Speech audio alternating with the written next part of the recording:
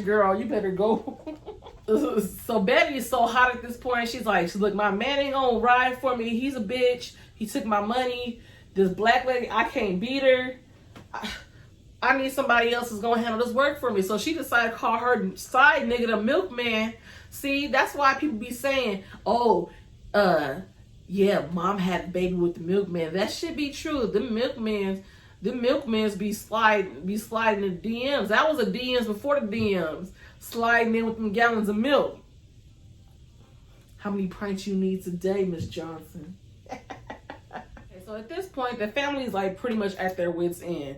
So Henry is stalking his boss with a gun. He's camping out. He has the gun. He's waiting to learn the man's schedule. Lucky is like, we got to get the fuck out of here. She's packing up like we cannot stay here any longer. Ruby is in high school wishing she was white. She ends up painting herself white and thinking she's trying out for a cheer squad that wasn't existed. Henry gets pulled over by the cop on his way from stalking the boss. And the cop, the one who's in cahoots with the real estate agent helping move black families in the neighborhood, he's pretty much saying, like, what's going on with your wife? Like, she's, like, losing her shit.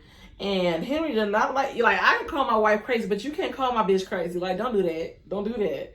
So, so Henry decides to kill him. He just shot the man dead. He shot him down right there. Like, that's his bitch. Don't be talking shit about his bitch.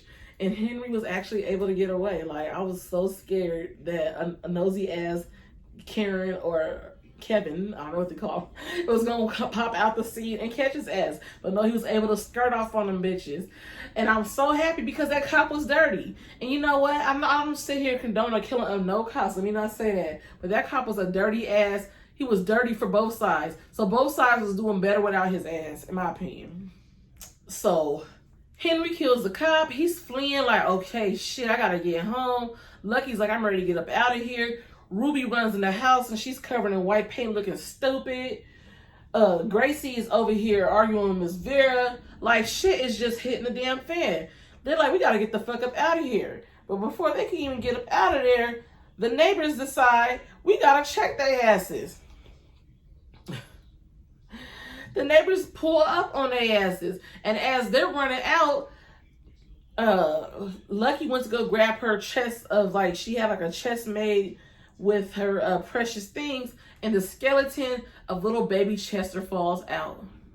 And everybody's looking at her like, so now we're episode 8. So pretty much everybody's thinking that Lucky killed her baby. Then they see this baby corpse fall out the luggage. They're like, where does baby corpse come from?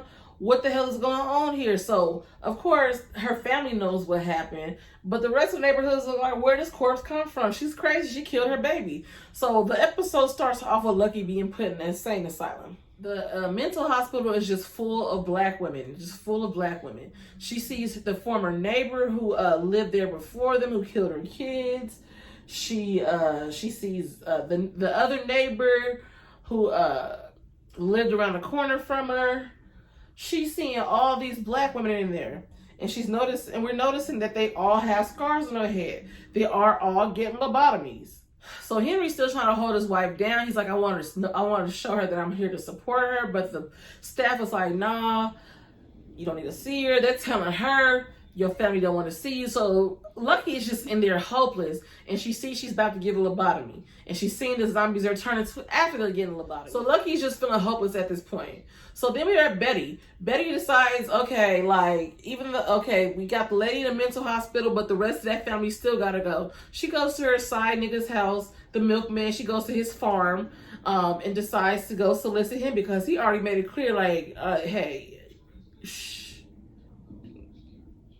I'll slide for you, girl. I'll slide for you. So she's like, all right, like, let me see if you really about that shit. So she went up there. She went to go see him and pretty much said, like, I need you to handle that lightweight for me. So he said, don't even worry about it, baby. Slipped her a Mickey. She wakes up. She's tied up and been held hostage in a bunker for weeks on end. I don't know how long she was gone. So at this point, we realize the milkman isn't going to handle her lightweight for her. He is really just an obsessed stan, and he's just been really just looking for a moment to just seize her and hold her captive in his basement. And he has he has his own little fantasy world set up for her, and they're setting up dinners like by candlelight, and he's just living in his own little fantasy, his little bliss. And this is so Betty they're having dinner, and Betty decides she needs to get the fuck up out of there, so she decides to try to stab him in the neck with a corkscrew. Didn't work, but he didn't do shit about it. He's like, damn, if you didn't want to be here, just say you didn't want to be here, I'll let you go. So he leaves, right? And he's like, I'll leave the door open for you. So Betty's like, damn, like, you really gonna leave the door open for me? So she sits there and she's just waiting like, shit.